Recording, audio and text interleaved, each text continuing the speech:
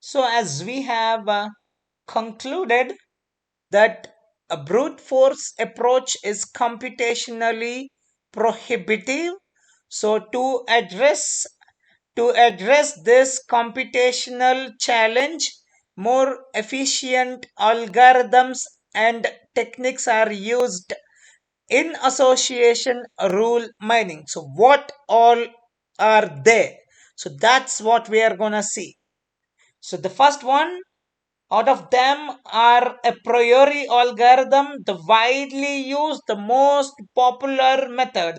The a priori algorithm is one of the most popular methods for association rule mining. So it uses a level-wise search approach to generate frequent item sets and prune the search space efficiently.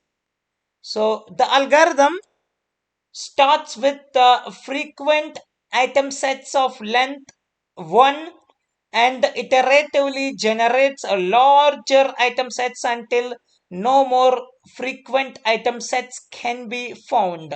From these frequent item sets, association rules are derived based on user defined thresholds for support and confidence.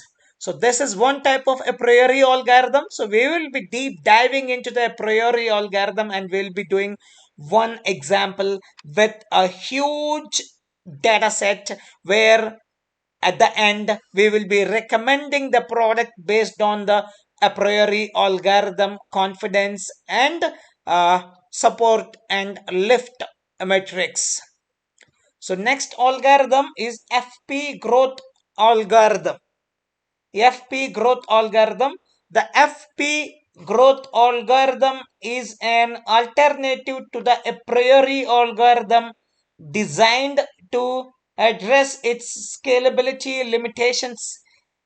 FPgrowth builds a compact data structure called an FP tree to represent the transaction database and mines frequent item sets directly from this structure.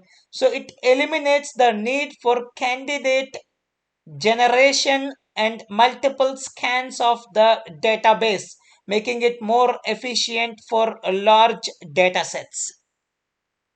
And the third one, Eclat algorithm. So the Eclat algorithm is another approach for mining frequent item sets. It uses a depth first search strategy to discover frequent item sets by intersecting the transaction lists of items.